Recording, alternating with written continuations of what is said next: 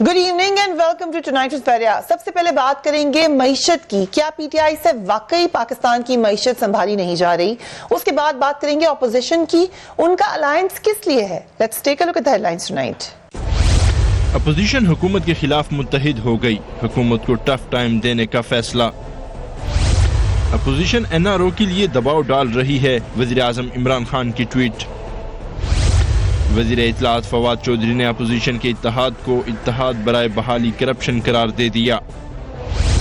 हुकूमत को माशी महाज पर किन मसाइल का सामना है, पूछेंगे वजीर ममलिकत रेवेन्यू हम्माद अजहर से। मुस्लिम लीग नून के रहनुमा चौधरी जाफर इकबाल से।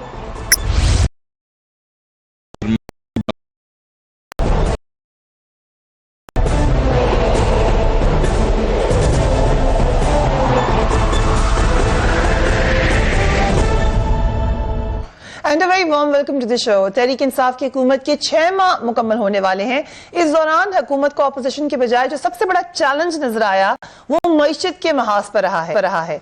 अपोजिशन मुसलसल इल्जाम लगा रही है कि हुकूमत मईशत की बहाली में नाकाम हो चुकी है। महंगाई और बेरोजगारी में तेजी से इजाफा भी हो रहा है। हुकूमत IMF के पास जाने के हवाले से भी कशमकश का शिकार दिखाई देती हुई नजर आई। आज मुस्लिम लीग नून की तर्जुमान मरियम औरंगजेब साहब फिर हुकूमत की मुआशी पॉलिसीज को तनकीद का निशाना बनाया। अभी एक पैटर्न बन गया है, PMLN हो, PTI हो, ऑपोजिशन में से कोई भी हो, मीडिया की एक बड़ी आप प्रोपोर्शन समझ लें, मुसलसल जो तनकीद है वो गवर्नमेंट की मुआशी पॉलिसी के ऊपर है। Let's watch what the former information minister said.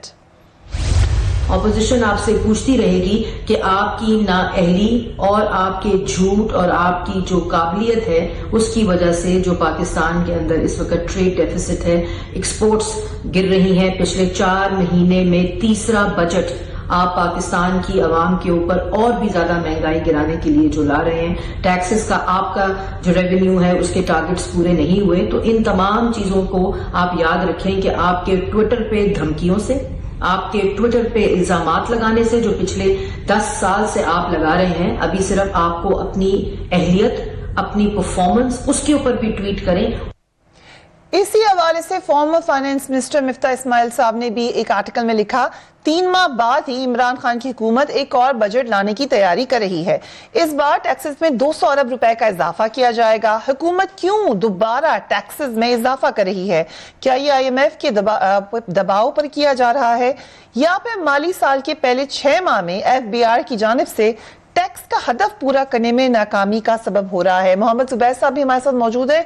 Zubair साहब, मौजूदा हुकूमत एक और मिनी बजट जिसको आप कह रहे हैं लाने जा रही है। असद उमर साहब ने हमें कहा कि उसमें बहुत सारे और मामलात हैं, लेकिन ऑब्वियसली इसमें टैक्सेशन भी है। इसको आप नाकिस कारकर्दगी क्यों कह रहे हैं? ये अजीब मंतक है कि नून लीग की मौशी पॉलिसी अगर खराब थी तो उसके बाद आपको तो अगस्त में आप आ गए थे, उस वक्त उसको ठीक कर लेते और फिर सितंबर और फिर अक्टूबर एक दफा आपने सप्लीमेंट्री बजट दिया, फिर दोबारा सप्लीमेंट्री बजट दिया। जब आप पहली दफा दे रहे थे तो किसी ने आपको रोका तो नहीं था तमाम इक़दामात उठाने के लिए। तो अपनी नाअहली है और अपनी मेरा ख्याल है जिसको कहना चाहिए कि आप को पता नहीं कि करना क्या है और तैयारी करके नहीं आए थे। और पूरी जो टीम है, कैबिनेट जो है, उनको कोई डायरेक्शन का नहीं पता, कुछ नहीं पता। तो जाहिर सी बात है बार बार तजर्बा करते हैं, कभी ये इस पर टैक्स लगा दें, कभी इस पर टैक्स लगा दें, और समझ नहीं आ रही है। देखिए, जैसा कि मैंने अभी मेंशन किया कि असद उमर साहब ने ये कहा था कि पहले 6 माह में अफराती ज़र में सिर्फ 0.4% इजाफा हुआ है। नून लीग के उन्हें जो दिए ये मंथ्स के फिगर्स, ये तमाम गवर्नमेंट्स के दिए, नून लीग के दौर के पहले 6 माह में ये शरह 4%, जबकि पीपल्स पार्टी के दौर में 11% थी। सो इससे कोई फर्क पड़ता है? बिल्कुल इत्तेफाक नहीं करता। एक तो ये होता है कि जब हमें जब मिला था, हुकूमत मिली थी, तो इन्फ्लेशन डबल डिजिट्स में थी और उस डबल डिजिट से हमने कंट्रोल किया था। पूरे 5 साल का रिकॉर्ड आपके सामने है। और जब हमारी हुकूमत गई है तो 4% पर इन्फ्लेशन था, आज तकरीबन 7% पर है। और दूसरी बात यह है कि अगर आप पीपल्स पार्टी के दौर में देखें 2008 से 2013 के दरमियान, तो 60 महीनों में से 54 महीनों में डबल डिजिट इन्फ्लेशन थी। हमारे एक भी महीने में डबल डिजिट इन्फ्लेशन नहीं रही है। तो महंगाई की शरह जो है वो जितनी तेज इस वक्त है, और उसका एक बहुत बड़ा एक जो कंफर्मेशन है कि अगर इन्फ्लेशन इतनी कम है तो फिर आपने जो स्टेट बैंक का पॉलिसी रेट होता है वो 10% क्यों कर दिया? 10% आपने किया, ये पिछले 5 साल में इतना ज्यादा नहीं था। 10% का मतलब ये है कि 5.75% था जब हमने छोड़ा था, और आज वो 10% है। ठीक है। इंटरेस्ट रेट्स आप क्यों बढ़ा रहे हैं? अगर इन्फ्लेशन है ही नहीं तो आप इंटरेस्ट रेट्स क्यों बढ़ा रहे हैं? नहीं, कम है। State bank interest policy rate उस वक्त बढ़ाता है जब इन्फ्लेशन बहुत ज्यादा होती है, और उसको रोकने के लिए ये सख्त तरीन इकदाम उठाया जाता है। अगर ये इकदाम जो उठाया है हुकूमत ने पॉलिसी रेट बढ़ाने का और डिवैल्यूएशन का, इसका मतलब ये है कि 700 से 800 बिलियन रुपए आपका डेट सर्विसिंग बढ़ गई है, और उसी डेट सर्विसिंग को बढ़ने की वजह से ये जो आप सप्लीमेंट्री बजट लेके आ रहे हैं उस गैप को ठीक करने के लिए। ओके हमाद साहब, सप्लीमेंट्री बजट की जरूरत पेश क्यों आई? पहला बजट मान लिया कि आप कहते हैं पिछली हुकूमत को देना ही नहीं चाहिए था, व्हाई दिस सप्लीमेंट्री बजट? पहले तो कुछ फिगर्स की दुरुस्तगी। सबसे पहले आपने मरियम औरंगजेब का क्लिप चलाया, उन्होंने कहा जी ट्रेड डेफिसिट बढ़ गया। ट्रेड डेफिसिट कम हो रहा है, और सिर्फ दिसंबर में अगर ईयर टू ईयर देखें तो 18.6% उसमें कमी आई, एक्सपोर्ट में 5.5% इजाफा हुआ, इंपोर्ट्स में दिसंबर 2018 वर्सेस दिसंबर 2017। ओके, ठीक। आगे चलें जी। इन्होंने कहा जी रेवेन्यूज में इनके शॉर्टफॉल आया। क्या आप जानती हैं कि पिछले साल FBR का, मुस्लिम लीग नून की हुकूमत में, इनिशियल टारगेट रेवेन्यू का था 4013 अरब, और अगर एमनेस्टी के वन टाइम 90 अरब पैसे निकाल दें तो 260 अरब का पिछले साल FBR का रेवेन्यू का शॉर्टफॉल था। इस वक्त हमारा शॉर्टफॉल है तकरीबन 160 अरब के करीब 6 माह का, और उसकी वजह बुनियादी तौर पे है पेट्रोलियम प्रोडक्ट्स, कि हम जब पेट्रोलियम प्रोडक्ट्स के ऊपर प्राइसेस जो थी वो पेट्रोलियम प्रोडक्ट्स की ऊपर जा रही थी, तो हम टैक्सेस को उतना रिड्यूस करते रहे, हम 2.5% तक टैक्सेस को ले गए, और जब आलमी मंडी में तेल की कीमतें नीचे गिरना शुरू हो गई तो हम एक हद तक सिर्फ ऊपर लेके गए, 17% के ऊपर जो हमारा नेशनल सेल्स टैक्स रेट है हमने उसको कैप कर दिया, और बाकी सारा जो बेनिफिट था वो पास ऑन कर दिया। मुस्लिम लीग नून की हुकूमत 52% तक के सेल्स टैक्स को माजी में ले जाती रही है। तीसरी जरा फिगर मैं बता दूं, इन्होंने कहा कि जी हमारे दौर में डबल डिजिट इन्फ्लेशन थी, उसको हम नीचे लेके आए। मेरे सामने ये ऑफिशियल फिगर्स पड़ी हुई हैं। मई 2013 में इन्फ्लेशन रेट था 5.1%, 5%, और अक्टूबर 2013 में ये 9.1% पे चला गया था। तो ऐसे नहीं है कि आप डबल डिजिट लेकिन जो दिए थे हमें फिगर्स असद उमर साहब ने, उसमें भी डबल डिजिट ही दे रहे थे पीपल्स पार्टी के दौर में, मुस्लिम लीग नून के दौर की बात, लेकिन वो कह रहे हैं उससे हम नीचे लेकर आए, पीपल्स पार्टी का जिक्र कर रहे हैं। नहीं, मैं कह रहा हूं मई 2013 में जब इन्होंने हुकूमत संभाली 2013 में मुस्लिम लीग नून ने, तो उस वक्त इन्फ्लेशन रेट 5% था, 5.1%। ठीक है। उसके बाद अक्टूबर 2013 में 6 माह के बाद वो 9.1% हो चुका हुआ था। हमारे दौर में 5.8 से आज 6.2% है, 0.4% बढ़ा है, और नेगेटिव है, यानी डाउनवर्ड ट्रेंड्स इसका जा रहा है। हर माह ये काम हो रहा है, अगले महीने जब डेटा आएगा। अच्छा, नेगेटिव हो रहा है। नेगेटिव अगली जरा मैं बात कर लूं, नेगेटिव बता दें, क्योंकि अभी तक तो हमें लग रहा है चीजें महंगी होती ये दिसंबर का अगर आप देखें, नवंबर टू दिसंबर में भी ये 6.4 से 6.2 पे आया है। इंशाल्लाह ताला फरवरी का डेटा आएगा तो हो सकता है ये 6.2 से 6 पे चला जाए, हमें पूरी उम्मीद है, क्योंकि अब तेल की प्राइसेस रिड्यूस हुई है ना जनवरी में, उसका इन्फ्लेशन पे इंपैक्ट होता है। राइट। अब आते हैं जी मिनी बजट के ऊपर। ये बात बिल्कुल दुरुस्त है कि हमने अक्टूबर के अंदर हम एक अपना रेवेन्यू का बजट लेके आए थे, और उसकी वजह ये थी कि हमें पाकिस्तान की इक्तिसादी तारीख का सबसे बड़ा तिजारती खसारा विरसे में मिला, 35 अरब डॉलर के करीब। पब्लिक स्टेट एंटरप्राइजेस के नुकसान 3 गुना बढ़ गए 5 सालों में, सर्कुलर डेट 3 गुना बढ़ गई 5 सालों के अंदर, और इन्होंने जो 2300 अरब का डेफिसिट रन किया हुकूमत के अखराजात और आमदन के दरमियान जो ये छोड़ के गए, उसके पेश नजर इन्होंने एक बजट पेश किया, अपना छठा बजट। उस बजट में इन्होंने क्या किया, 200 अरब रुपए के मजीद रेवेन्यू स्ट्रीम्स FBR के उड़ा दिए, और जो उसका नेट इंपैक्ट था वो कुछ 100 अरब के करीब आया। और आपको पता है कि हमारा स्टे भी हुआ था, टेलीकॉम टैक्सेस के ऊपर भी हमारा जून से स्टे चल रहा है सुप्रीम कोर्ट में, जिससे कोई 60-70 अरब के एडवर्स हमें रेवेन्यू का इम्पैक्ट मिला है। बहरहाल हम वो बजट लेके आए ताकि हम अपनी रेवेन्यू स्ट्रीम्स को बहाल कर सकें। ये बजट कब तक के लिए था? ये बजट अगले पूरे साल के लिए था ना। अब सुने ना, ये बजट रेवेन्यू मेजर्स के लिए नहीं है, क्योंकि हमारा जो पहले 6 माह होते हैं ये तकरीबन 40-60 का रेशियो होता है So, फिर हमारा। मजीद टैक्सेशन के लिए ही है, ये जो कह रही टैक्सेशन के लिए नहीं है, ये ईज ऑफ डूइंग बिजनेस के लिए हम लेके आ रहे हैं। बहुत सारी एनॉमलीज हैं जिससे कारोबारों को मुश्किलात आ रही हैं, सनतों को मुश्किलात आ रही हैं, छोटे और Which you बड़े did not दुकानदार को। foresee in your budget. उस बजट में हमने इनको एड्रेस नहीं किया था, इस मर्तबा हम उनको एड्रेस करना चाह रहे हैं। क्यों नहीं किया? This is like you क्योंकि- came prepared, 100-day agenda, 5 देखिए- years agenda. Why could you not foresee that? हम एक स्टेबलाइजेशन के दौर से गुजर रहे हैं। हम सारी चीज़ों को एकदम इकोनॉमी को शॉक भी नहीं कर सकते, एकदम से रेवेन्यू मेजर्स हम ऐसे भी नहीं ले सकते कि जिससे आपकी रेवेन्यू स्ट्रीम्स जो है वो डिस्टर्ब हो जाएं। इस वक्त हम इसमें कोई शक नहीं है कि इस वक्त एक टेम्पररी स्लो डाउन आएगा, क्योंकि हमारा तजारती खसारा हमारा अभी current मजीद account- slow down होगा, नहीं, slow down है, sir, जो slow है down भी स्लो है। डाउन है, ये स्टेबलाइजेशन का प्रोसेस है। उसकी वजह क्या है कि आपका करंट अकाउंट डेफिसिट बहुत बड़ा है। 19 अरब डॉलर का करंट अकाउंट डेफिसिट हमें मिला, ऊपर से 9 अरब डॉलर की डेट रीपेमेंट और इंटरेस्ट। So, हमारा साहब, you're saying कि 28 you're Arab dollar. easing out business, आप कोई टैक्सेशन नहीं लगाने जा रहे इसमें? ये लार्जली देखें, मैं I am not at liberty, कानूनी तौर पे एफबीआर के या उनके ऑफिशियल्स को इजाजत नहीं होती कि वो किसी बजट से पहले उसकी तफसीलात बता सकें, लेकिन ये मैं आपको इसकी जनरल थीम बता रहा हूँ कि ये टैक्सेशन बजट नहीं है, रेवेन्यू बजट नहीं है, ये But ease of Asad doing Umar business. साहब, फाइनेंस मिनिस्टर सेड कि टैक्सेशन है इसमें। एडजस्टमेंट्स होंगी। एडजस्टमेंट से मतलब ये है कि हो सकता है कि इंसिडेंस ऑफ टैक्सेशन को किसी चीज़ के ऊपर शिफ्ट किया जाए, एक सेगमेंट से दूसरे सेगमेंट, रादर देन कि उसकी क्वांटिटी को बढ़ाया जाए। लेकिन लार्जली ये ईज ऑफ डूइंग बिजनेस के हवाले से हम ये बजट लेके आ रहे हैं, ताकि इसमें जो मसलन कारोबारी क्या लोग प्लान है ईज ऑफ बिजनेस के लिए? अब यही तो मैं आपको बता रहा हूँ कि मैं स्पेसिफिक डिटेल्स You आपके can't साथ tell us शेयर नहीं that. कर सकता। 23 तारीख को सबके सामने आ जाएंगी वो। बट जो भी नेवरदलेस details एक सप्लीमेंट्री बजट आ रहा है जी, supplementary। जिसमें टैक्सेस भी लग सकते हैं। हैं। लेकिन उसका जनरल थीम टैक्सेस की नहीं है। अगर टैक्सेस उसके अंदर कोई मौजूद भी होंगे तो वो एडजस्टमेंट्स होंगी, इंसिडेंस ऑफ टैक्सेशन जो है वो मुख्तलिफ Okay. होएगा। You- टैक्सेस का बजट नहीं है ये। लेकिन टैक्स होंगे उसमें।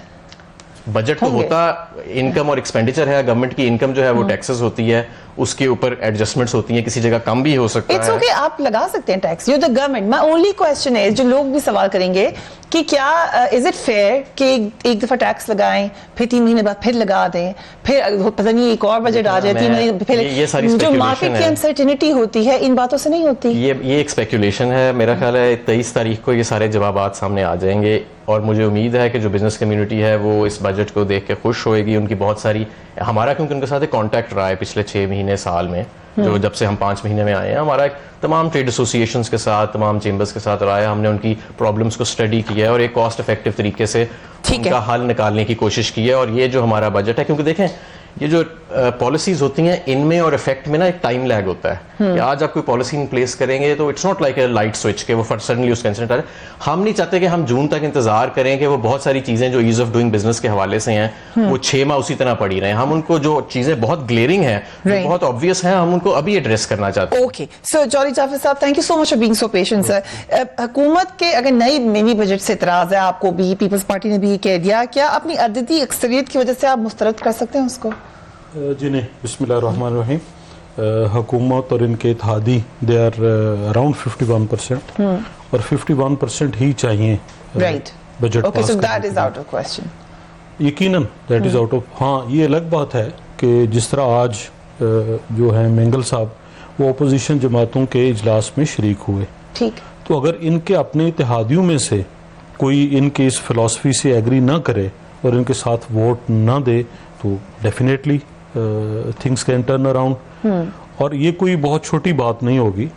जब कोई भी हुकूमत अपना फाइनेंस बिल पास नहीं करवा सकती तो दैट इज़ कंसिडर्ड एज आपके वो तहरीक अदम एतमाद के ठीक है। तौर पे उसे गिना जाता है। तो ये आपने बड़ा बारीक सा नुक्ता जो है वो बीच में से निकाल के और पेश कर दिया है। तो अगर कोई इत्तेहादी जमात इनसे नाला हो और साथ ना दे तो वो अलग बात है।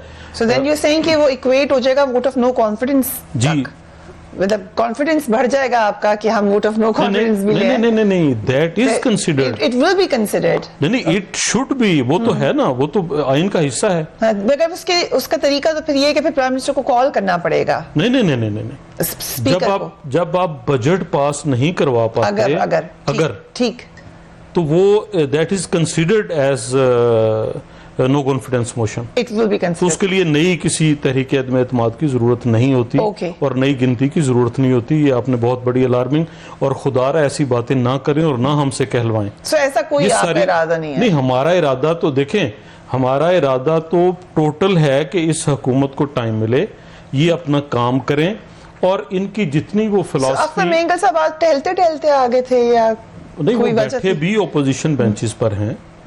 उन्होंने प्राइम मिनिस्टर का वोट दिया था हुकूमत को, उसके बाद वो ओपोजिशन बेंचों पे बैठे, उन्होंने कोई वजारत नहीं ली, उनके अपने तहफुजात होंगे। वो उन्हीं का 6 हुकूमत पॉइंट्स थे बेहतर हमारे, बता उनमें से सकती एक है। के ऊपर भी काम नहीं हुआ। हमें फ्रिया कोई जल्दी नहीं है कि हम कोई अदम एतमाद लाएं या कोई इनके लिए ऐसी मुश्किल। हम तो इनके लिए जिस तरह ये चाह रहे हैं कि ईज ऑफ डूइंग बिजनेस, तो हम इनके लिए ईज ऑफ डूइंग पॉलिटिक्स चाहते हैं वेरी गुड, कि ये जरूर करें। ठीक। वो जब तक करेंगे नहीं, देखें 18 के जो इंतखाबात थे उससे पहले बहुत बुखार था बहुत सारे लोगों को, बहुत बड़ी टीम है, इतने लोग बैठे काम कर रहे हैं और इतने सारे वो दानिश्वर हैं। अभी वो जो इनकी एक कोई कमेटी बनी थी जो इन्होंने वज़ीर आज़म को मुशावरत देनी थी मुआशियात पे और इकनॉमिक्स पे, मैं तो पॉलिटिकल वर्कर हूँ, मुझे ये गिनती और इशारे नहीं आते, रोज़मर्रा जो आम चीज़ें देखते हैं उनसे देख के कुछ हासिल कर लेते हैं। तो वो कहाँ गई और कहाँ वो मुशावरत और कहाँ सारी चीज़ें। ओके, वो आई थिंक हमारा साहब बताएंगे हमें कि जो कमेटी 6 माह के अंदर दूसरा ब्रीफ करना और था प्राइम मिनिस्टर को। अभी आप जितना भी पूछें, बताना भी नहीं चाहिए, हम आप साहब हों या कोई और, या मैं भी इनकी जगह होता तो बजट आने से पहले यकीनन ना बताते। लेकिन बजट में एक चीज लाजमी होगी, Right. वो ये है कि ये नए टैक्स लगाएंगे। इसलिए लगाएंगे कि जो इन्होंने अपना टारगेट रखा था वो पूरा नहीं कलेक्ट कर सके, जिसके ऊपर एक बड़ी जिस वजह से इंटरेस्टिंग जो पैसे सारे इस्तेमाल कर रहे हैं वो अपने जो करंट एक्सपेंडिचर है इनका, जो रोज़मर्रा के मामलात हैं हुकूमत के, वज़ीर आज़म के दौरे, खर्चे, तनख्वाहें, वो तो चल रही हैं। और सफर कौन कर रहे हैं? सफर दियामिर भाषा डैम कर रहा है, सफर इनके पावर प्रोजेक्ट्स कर हम रहे हैं। इसके ऊपर आ जाते हैं कि क्यों बजट, यही सवाल ये है कि जरूरत क्यों पेश आई। We have to take a break. Mazhar Abbas साहब भी हमारे साथ मौजूद हैं। We will talk to him right after break.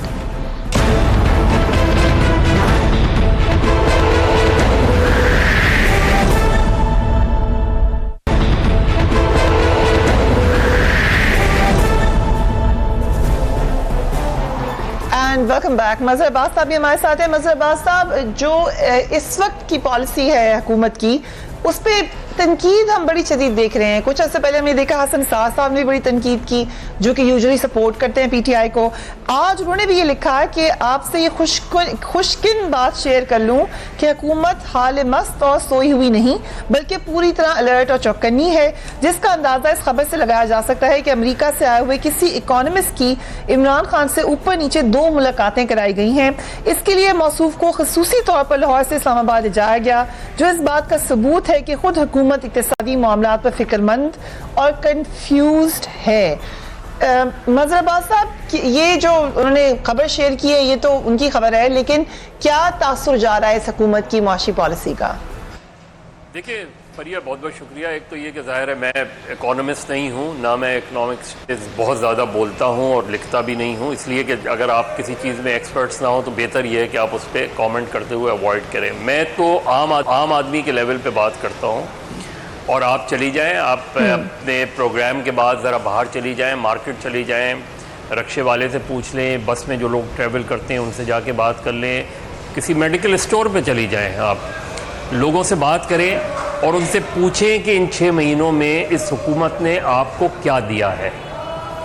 मैं सिर्फ एक कोट आपको बता दूंगा। मजहर अब्बास साहब, आपने मेरे प्रोग्राम की एडिटोरियल लाइन दे दी मुझे for my next coming program. मैं सिर्फ आपको एक रक्शे वाले के साथ मैं आ रहा था तो मैंने उसने वैसे ही, मुझे ज़ाहिर है टेलीविज़न में आपको रिकग्नाइज़ कर लिया जाता है, तो उन्होंने पूछा कि हुकूमत हमें बार बार कह रही थी कि हम लूटी हुई दौलत लाएंगे, तो जिन्होंने लूटा है उनसे वसूल नहीं किया जा रहा, वसूल हमसे किया जा रहा है।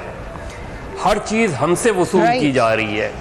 और महंगाई 6 महीने में जो अंदाज़ा है, और सबसे ताज्जुब की बात यह है कि आज मैं कहीं फवाद चौधरी साहब का बयान दे रहा था कि महंगाई सिर्फ बड़े लोगों के लिए हुई है।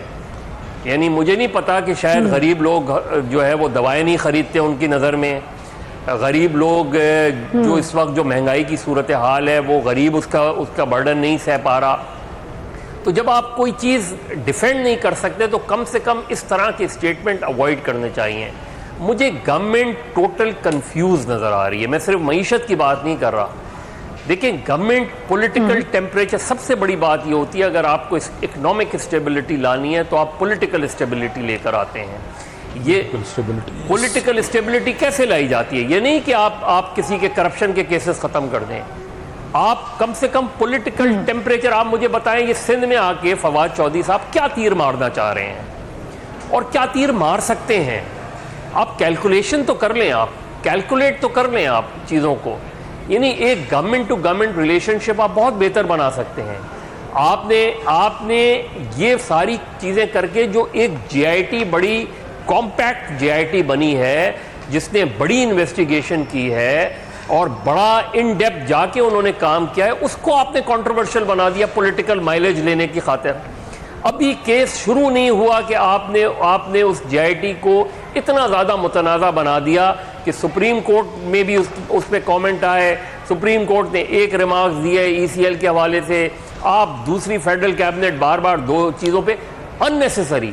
तो बहुत सी चीज़ें ये गैर ज़रूरी तौर पे कर रहे हैं जिसकी कोई ज़रूरत नहीं है। अब आप जाएंगे मिलिट्री कोर्ट्स पे कंसेंसस बनाने, एक तरफ आप टेम्परेचर इतना हाई रखना चाहते हैं, दूसरी तरफ अभी जिस तरह अभी बात कर रहे थे गालिबन जाफर इकबाल साहब बात कर रहे थे फाइनेंस बिल के हवाले से, अगर फाइनेंस बिल पास नहीं होता तो मॉरली आप लूज कर जाएंगे, आप मॉरली क्रिपल्ड कर जाएंगे। कि गवर्नमेंट और बीएनपी बेंगल क्यों नाराज है? क्योंकि सेनेट के इलेक्शन में आपने उनके साथ जो वादा किया था उनके बकौल, वो आपने पूरा नहीं किया, आपने बाप को सपोर्ट कर दिया, मेंगल साहब का आदमी हार गया। तो वो अगर फर्ज करें उन्होंने डिसेंट कर लिया उसमें, और एमक्यूएम से भी आपकी रिलेशनशिप कोई बहुत आइडियल नहीं है, तो ऐसे में आप सिंध में आके अननेसेसरी मुराद अली शाह एक नेचुरल कोर्स में भी तो जा सकता है। अगर बैंकिंग कोर्ट के थ्रू और जीआईटी के थ्रू और नैब के थ्रू उनके खिलाफ कार्रवाई हो गई तो वो वैसे ही चले जाएंगे। तो आपको अननेसेसरी चीज़ों में इंडल्ज होने की तो अननेसेसरी जो गैर ज़रूरी चीज़ें पॉलिटिकली पीटीआई कर रही है, उससे आपकी इकोनॉमिक स्टेबिलिटी भी मुतासर हो रही है। ऐसी सिचुएशन में एक गैर यकीनी सूरत हाल में इन्वेस्टर नहीं आता, इन्वेस्टर अवॉइड करता है, वो देखता है कि सूरत हाल कैसी बन रही है। राइट सो जो आपने पॉलिटिकल एनालिसिस किया, I would like you to comment, लेकिन इसमें हम एक एडिशन कर लेते हैं क्योंकि हम आज प्राइम मिनिस्टर की जो ट्वीट है वो मैं आपको दिखाना चाहती हूँ। उन्होंने कहा पार्लियामान जिसमें अवाम के टैक्सों से सलबों के अखराजात उठते हैं, इसके अवाने ज़ेरी से हस्ब इख्तलाफ का एक मतबा फिर वॉकआउट जाहिर करता है कि शायद एक ही काम है जो उन्हें करना है, ये एनआरओ के हुसूल और नया मुकदमात जो हमने कायम नहीं किए, इससे छुटकारे के लिए दबाव डालने का एक हरबा है। क्या जमहूरियत मुंतखबी सियासी रहनुमाओं को करप्शन और लूट मार के लिए छूट देने का नाम है? This is the prime minister today. Parliament में आके करनी चाहिए ना, वो लीडर ऑफ द हाउस हैं। Yes, I think that's a very very important. उधर खड़े होकर ये बात करते हैं, उधर खड़े होकर ऑपोजिशन को एक्सपोज करते हैं।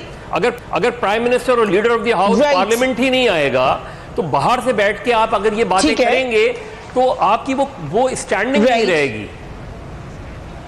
हमारा डू यू एग्री कि आपको इकोनॉमिक स्टेबिलिटी के लिए पॉलिटिकल स्टेबिलिटी चाहिए? आपने दोनों को इस वक्त काफी तकलीफ में रखा हुआ है। देखें, बहुत सारी एक तो वाइल्ड स्पेकुलेशन हो रही है आने वाले बजट के हवाले से भी, पता नहीं पास होएगा नहीं। हमारे नंबर्स तो बड़े कंफर्टेबल हैं। पहली दफ़ा मुझे यकीन माने इस शो में आके पता लगा है कि फाइनेंस बिल जो है उसके कोई नंबर्स का भी इशू है, वरना ऐसा कभी हमने तो महसूस नहीं किया। आई टेल यू कि जो मिफ्ता इस्माइल साहब ने 2 जनवरी 2019 में न्यूज़ में लिखा है, बड़ी हैरान कुन बात है। 100 बिलियन रुपीस के टैक्सेस। अच्छा, मिफ्ता इस्माइल साहब जो हैं, मुझे ये बता दें कि मैं उनके फिगर्स पे नहीं जाना चाहता। He is not known for being accurate, या he is a very good guy, लेकिन figures is not his forte. मतलब figures is not forte, it is forte. तो अब उनको मेरे से ज्यादा तो नहीं ना पता कि मिनी बजट में क्या होने जा रहा है, या तो उनको कोई इन्फॉर्मेशन लीक हुई है या मेरा नहीं ख्याल हो सकती है। नहीं, अगर हुई भी है तो उनकी इन्फॉर्मेशन गलत है। आप कहते हैं गलत है, गलत है, ये गलत है। 200 बिलियन रुपीस के टैक्सेस नहीं लग रहे हैं, ये गलत है फिगर। आगे चलें जी, मैं अब आपको बताता हूँ इकोनॉमिक स्टेबिलिटी का इशू क्या है। देखें, मैं आपको एक सादा ज़बान में मिसाल देता हूँ। मैं अगर आज फैसला करता हूँ कि अगला 1 साल मैंने अपनी तमाम जायदाद बेच के, मैंने तमाम अपने बैंक अकाउंट्स को खाली करके, तमाम दोस्तों से पैसे लेके मैंने खर्च कर देने हैं, तो उस 1 साल में तो लगेगा ऐसे मेरे दोस्तों को भी, मेरे घर वालों को भी, कि शायद हर चीज़ बड़ी अच्छी जा रही है, मेरे इनकम में बड़ा इजाफा हो गया। लेकिन उस 1 साल के बाद हम जो हैं, मैं बड़ी मुश्किल में फंस जाऊंगा, क्योंकि मैं बैंकरप्ट हो जाऊंगा। यही पाकिस्तान के साथ हुआ है आखिरी 2 सालों में। हमने अपने फॉरेन एक्सचेंज रिजर्व्स को हम डिप्लीट करते गए, हमारा करंट अकाउंट डेफिसिट 2.5 अरब से बढ़ के 18-19 अरब पे चला गया। ठीक है। हमारी फिस्कल डेफिसिट जो है वो इन्होंने 4.1% पे टारगेट किया अपने लास्ट बजट में, और 6.5% 6.6% पे जाके उसको क्लोज किया 2300 अरब पे। यानी कि हर चीज को एक पॉपुलिस्ट बजट के पीछे खत्म कर दिया गया। हुआ ये कि जब हमने हुकूमत संभाली तो ये मुल्क तकरीबन बैंकरप्ट था। अल्हम्दुलिल्लाह हमने इसको स्टेबलाइजेशन की तरफ हम लेके गए। स्टेबलाइजेशन जो है वो कोई आसान काम नहीं लेकिन होता। गर्दिशी किसी से नहीं, कर्जा मुझे सब प्लीज फिनिश 1400 अरब रुपए मुझे प्लीज फिनिश करने दें। स्टेबलाइजेशन जो है ना ये कोई पॉपुलर नहीं होता किसी पॉलिटिकल पार्टी के लिए, क्योंकि इसके साथ एक थोड़ा सा स्लो डाउन इंटेल होता है। ठीक, लेकिन ये जरूरी होता है, क्योंकि जब इतने बिगाड़ के बाद आपने मामलात को ठीक तरफ लेके जाना है तो आपको एक पेनफुल प्रोसेस से लेकिन एक इकोनॉमी को कितने अर्से तक slow down पे रखना है? काइंडली मेरी जरा प्लीज बेयर विद मी, क्योंकि दो लोग हैं, मैं अकेला हूँ। ओके, हमने करंट अकाउंट डेफिसिट में शार्प रिडक्शन आनी शुरू हो गई है, ट्रेड डेफिसिट में शार्प रिडक्शन आनी शुरू हो गई है, एक्सपोर्ट्स आपकी बढ़ रही हैं, इंपोर्ट्स आपकी कम हो रही हैं, और हमने 15 अरब डॉलर की 14 अरब डॉलर की फाइनेंसिंग भी अरेंज कर ली है विदाउट IMF, क्योंकि उसकी कंडीशंस बहुत ज़्यादा हार्श होती हैं। तो ये तमाम चीज़ें जो हैं ये स्टेबलाइजेशन की तरफ जा रही है। जैसे जैसे ये इकोनॉमी स्टेबलाइज होती जाएगी ये स्टेबलाइजेशन मोड से निकल के ग्रोथ मोड में जाती जाएगी, लेकिन इसको एक दफ़ा पहले हमें स्टेबलाइजेशन यानी स्लो डाउन के थोड़े से मोड से अगर इसमें दो तीन पड़ेगा। पॉइंट्स जो अब मेरा पॉलिटिकल उस पर आ जाते हैं। जो 6 से नहीं, पहले इकोनॉमी को देखें, चीन से 8% शरह सूद पर कर्ज लिया जा रहा है, जबकि सऊदी अरब से 3 और UAE से 2.8% है। सो सवाल जो अपोजिशन कर रही है वो कह रही है कि चीन से 8% के बजाय IMF से 2 या 3%। मुझे चीन के शरह सूद का तो एग्जैक्ट नहीं पता, क्योंकि इकोनॉमिक अफेयर्स डिवीजन देखता है, मैं रेवेन्यू आज के डिवीजन डॉन देखता में हूं। लिखा है किसी मिनिस्टर को भी नहीं पता। लेकिन किसी को नहीं पता। IMF जो है, जो हमने IMF से पिछले कर्जे लिए हैं, वो आपके ख्याल में कितने उस पर वो कह रहे हैं मुझे नहीं पता, फिर भी आप कह रही हैं चाइना का किसी को पता नहीं है। नहीं ये बात नहीं है। जो क्योंकि आज चाइना के साथ stated है। मोडालिटीज देखें फरिया, चाइना के साथ जब तक मोडालिटीज तय नहीं होंगी तो तब तक हम उस पर कमेंट नहीं So कर we don't know सकते। अभी। जब वो मोडालिटीज उनके साथ तय हो जाएंगी तो उसको फिर पब्लिक किया जाएगा। ठीक है, ठीक है। ठीक है। वो जिसने अब मैं तय आपको करनी ये है 2 और 3% का भी बता प्रिया, दूं। हमने वो जब माजी modalities में जिसने तय करनी है, जब वो मैंने तय आपको कर लेंगे आपको तो इंटरप्ट नहीं पता किया, चलेगा। ओके, मैंने इंटरप्ट नहीं मोडालिटीज किया। किसी और ने तय करनी है, वो कह रहे हैं। ये जो पहले हमने माजी में IMF से कर्जे लिए कितने % पे लिए हैं हमने? ये तकरीबन 3.5% पे है। ठीक है, बट स्टिल लेस देन 8। नहीं, अब IMF का मसला क्या है? IMF का मसला उसका इंटरेस्ट रेट नहीं है, IMF का मसला उसकी कंडीशनैलिटीज होता है। तो काफी उसकी strict conditionalities अभी जो लोग कंप्लेन कर रहे हैं कि स्टेबलाइजेशन मेजर्स जो हैं वो जरा ज्यादा सख्त हैं, हम इससे मानते ज्यादा हैं हैं जो कि उससे कहीं ज्यादा होनी थी। अगर उन कंडीशंस को अनकंडीशनली मान लिया जाता, अनकंडीशनली उनको जाके कर लिया जाता, तो इससे तो कहीं ज्यादा होनी थी। So you're अगर saying इसमें कि तनकीद बुरी हो रही है। एक बहुत ज्यादा बुरे होने से कम बुरे पे आपने अब लेकिन अच्छी चीज ये है कि क्योंकि हमारी इकोनॉमी विदाउट IMF एक अच्छी स्टेबलाइजेशन प्रोसीजर से गुजर रही है, अगर हमें कभी मुस्तकबिल में, क्योंकि हमारे पास 6-8 माह की फाइनेंसिंग अब अवेलेबल है, अगर IMF के पास जाना भी पड़ेगा तो कम से कम हमें अब उन कंडीशनैलिटीज का शायद सामना ना करना पड़े। Right. तो अब आते हैं बात सियासियात के ऊपर कि ये पॉलिटिकल जो है, देखें अभी हो क्या रहा है। नैब आज़ाद है, FIA फेक अकाउंट्स पकड़ रहा है, जो पहले जिसका चौधरी निसार ने पिछली हुकूमत में इशारा तो दिया था कि उनके इल्म में है, लेकिन पता नहीं क्यों उसके ऊपर एक्शन नहीं लिया गया। तो ये बहुत ज़्यादा एक रेस्टलेसनेस सी आ गई है ऑपोजिशन के अंदर। ऑपोजिशन अब पार्लियामेंट के फ्लोर को इस्तेमाल कर रही है छोटी छोटी चीज़ों के लिए, कि मेरा माइक नहीं खोला तो जी वॉकआउट, ओ जी वो थोड़ा सा लफ्ज़ गलत इस्तेमाल कर दिया तो जी वॉकआउट। इस तरह सारी बातें आपकी में सिर्फ प्राइम मिनिस्टर क्यों नहीं आते? प्राइम मिनिस्टर आएंगे, बिल्कुल आएंगे। क्यों आएंगे? यही बात हम पिछले प्राइम मिनिस्टर से पूछते थे। पिछले प्राइम मिनिस्टर की बनिस्बत उनकी अटेंडेंस बहुत ज्यादा है। काबीना की मीटिंग्स उन्होंने मेरे ख्याल है जितनी उन्होंने पिछले 5 साल में नहीं अटेंड की, पिछले 6 महीने में कर ली है। प्राइम मिनिस्टर ने कहा था कि मैं हर हफ्ते आकर जवाब दिया करूंगा। अच्छा, उसका क्या बना? इन्होंने कहा जी उस पर कमेटी बनाए, कमेटी बने कि जी वो जवाब कौन, सवाल कौन पूछेगा, किस वक्त पूछे जाएंगे, वो सारा ये ऑपोजिशन ने कहा, हमने नहीं कहा। ऑपोजिशन ने कहा कि कमेटी बनाए उनके क्वेश्चन आर के ऊपर, वरना हम तो आने के लिए तैयार बैठे हैं। अब वो कमेटी उसके ऊपर बन रही है। ऑपोजिशन की वजह से नहीं आ रहे prime minister for the question hour, लेकिन उसके अलावा वो आते जाते रहते हैं। ओके, आई नो आप इस पे कमेंट करना चाहिए। एक छोटा सा वक्फा ले रहे हैं and I am coming straight back.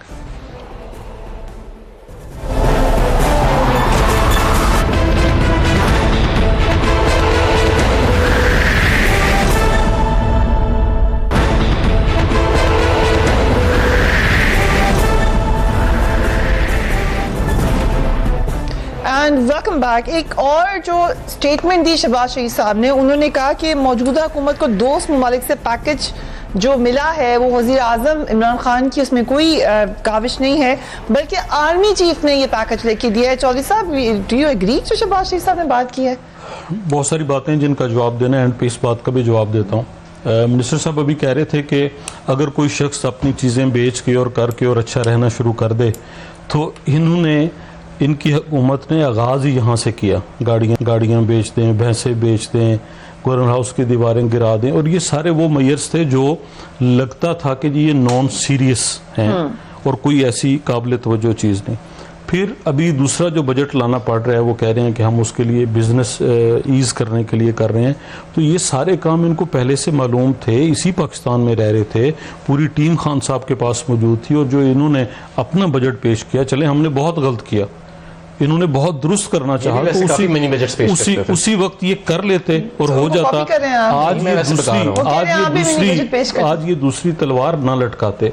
और फ्री एंड सारी चीजों के अंदर सियासी इस्तेहकाम कितना जरूरी है, और सियासी इस्तेहकाम का मतलब ये नहीं है कि आप हमारे नैब के केसेस छोड़ दें। सियासी इस्तेहकाम का मतलब ये नहीं है कि आप अदालतों को काम करने से रोक दें। हर रोज शिकायत, हर रोज आप लोगों के लिए काम करने दे रहे। मुझे जरा सियासी इस्तेहकाम पे बात कर लेने देना।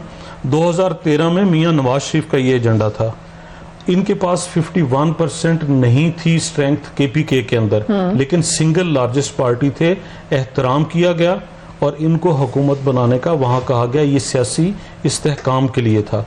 बलूचिस्तान के अंदर महरूम बलोचों को हिस्सा बनाया गवर्नमेंट का, पश्तूनों को वहां साथ मिलाया और मिला के डॉक्टर मालिक साहब की हुकूमत बनी। वो अकलीती पार्टी थी ताकि बलूचिस्तान के लोगों को अपनी सियासी, यही सियासी इस्तेहकाम है ना।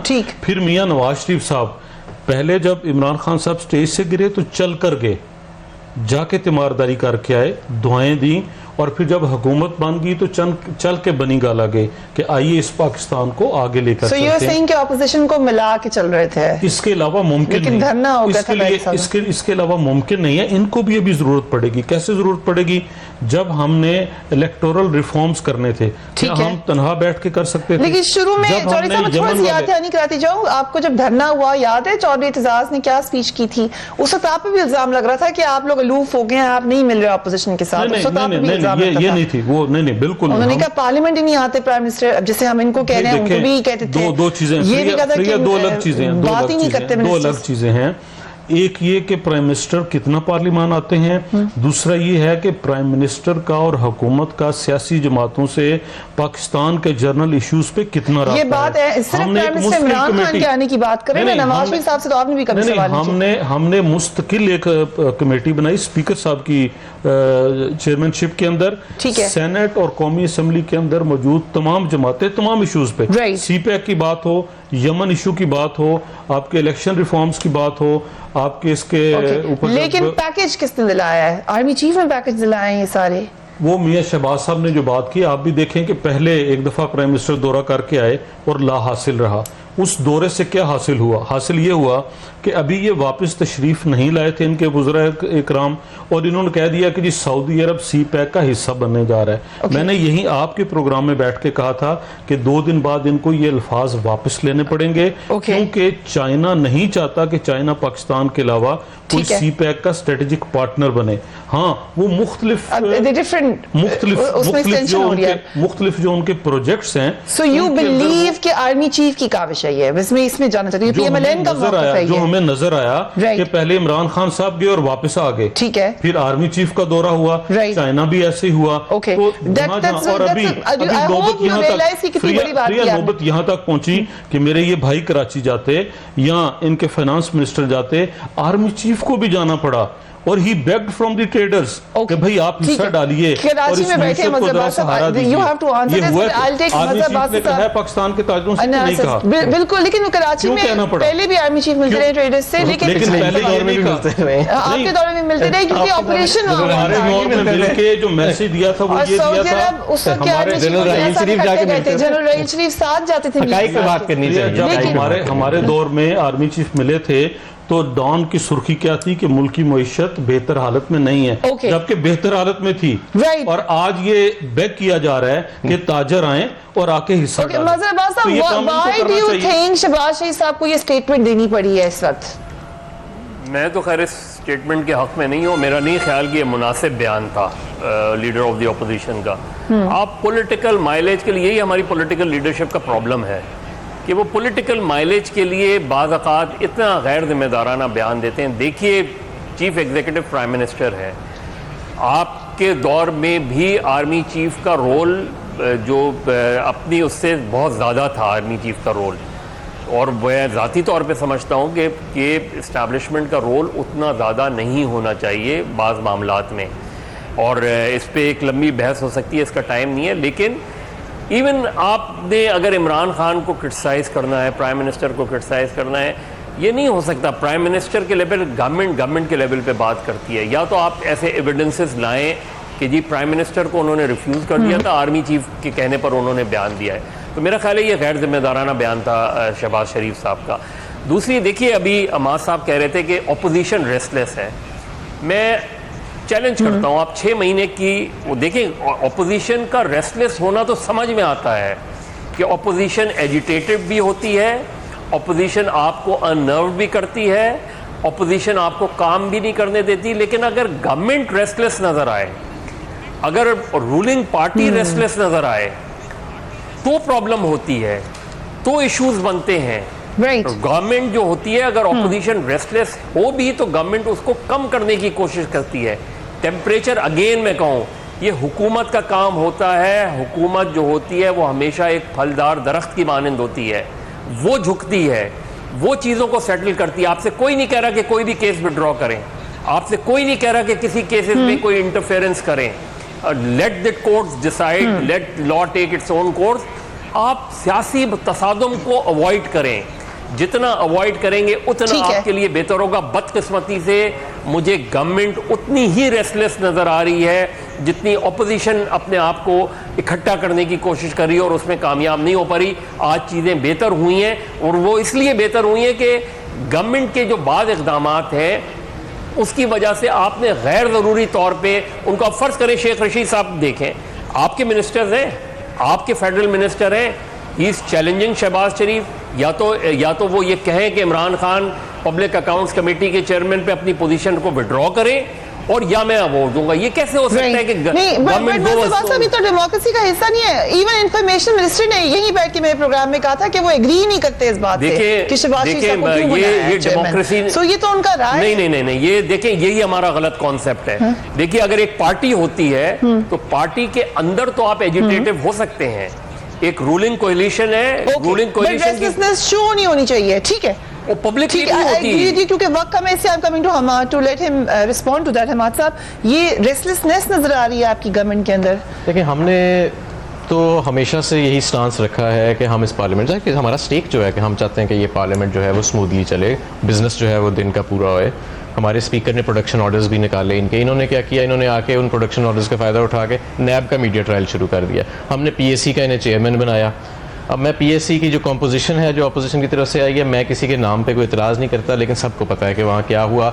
और जिस तरह की वहाँ गुफ्तगू होती है कि जी FIA के कर गया, आज जरदारी साहब कहते हैं जी नैब चीफ को पेश होना चाहिए पार्लियामेंट के आगे। मतलब ये ऐसी चीज़ें हैं जो ये लोग कर रहे हैं, ये लोग देख रहे हैं। हमारी तरफ से तो नहीं ये चीज़ें हो रही, हमारी तरफ से तो पीएससी की चेयरमैनशिप भी उनको दी गई, हमारी तरफ से प्रोडक्शन ऑर्डर्स भी दिए गए। इस बात को जी गवर्नर पंजाब ने कहा आना चाहिए। यार देखें, उनकी अपनी राय हो सकती है। गवर्नर पंजाब जो है वो एग्जीक्यूटिव का हिस्सा नहीं। मेरा ख्याल है बिल्कुल नहीं होना चाहिए। मेरा ख्याल है कि जो अदलिया है वो उसको आप अगर आप किसी एक हल्के से इलेक्ट हुए हैं तो आप क्या कानून से बालातर हो जाते हैं? इसका मतलब है आप अदलिया को पॉलिटिसाइज कर देते हैं। मैं वैसे एग्री करता हूं कि नैब के चेयरमैन को नहीं आना चाहिए पार्लियामेंट में। ओके, मजर बात साहब इसे एग्री कर रहे हैं। बिल्कुल, इसी तो कॉमन सेंस की थोड़ा अपना वर्जन देना चाहूँगा।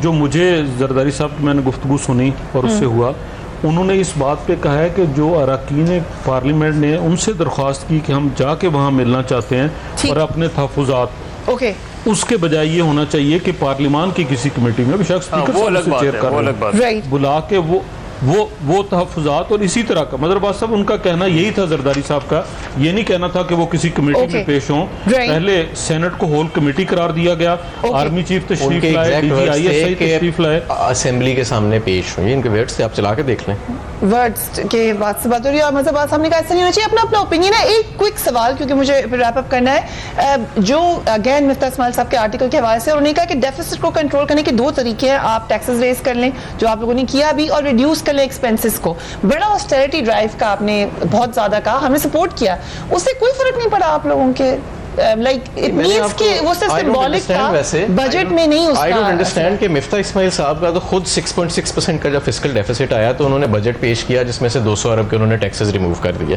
तो ये अपनी ही शायद थ्योरी के खिलाफ जा रहे थे। हम बिल्कुल कोशिश कर रहे हैं एक्सपेंडिचर्स रिड्यूस करने का, और बहुत सारे ऑस्टेरिटी मेजर्स हमने सिंबॉलिकली लिए, क्योंकि हम समझते हैं कि जब तक आप लोगों को ये एहसास ना दिलाएं कि वज़रा वज़ीर आज़म खुद अपने ऊपर ये चीज़ लागू कर रहे हैं। लेकिन क्या वो नंबर्स में ट्रांसफर हुए? बिल्कुल होंगे नंबर्स में ट्रांसलेट, बिल्कुल। हमारे डेफिसिट्स कम तो हो रहे हैं ना, हमारे डेफिसिट्स काफी कम हो रहे हैं। अब दोनों चीजें हैं, रेवेन्यू एफर्ट भी है, एक्सपेंडिचर एफर्ट भी है, दोनों साइडों से ये चीज होती है। और हमारा जो मेन बिल उतने ही आ रहे हैं, प्रेसिडेंट हाउस का उतना ही बिल है, प्राइम मिनिस्टर हाउस का बिल होगा। देखें फरीहा, मैं आपको फिगर्स देता हूं अगली दफा लाके कि कितनी ड्रामेटिक कमी आई है प्रेसिडेंट हाउस और प्राइम मिनिस्टर हाउस में। इसके ऊपर हम एक शो करेंगे कि कितना पहले होता था और कितना कम हुआ। ड्रामेटिक, आधे से भी कम उसमें। ओके, हमारे साहब ने हमें कहा कि इसके ऊपर हम एक प्रोग्राम रख लेंगे। Thank you for watching my program. लेकिन एक बड़ी अहम बात जो आज के हवाले से बतानी, कैमरन मंटर साहब पाकिस्तान आए हुए हैं, former ambassador from US to Pakistan.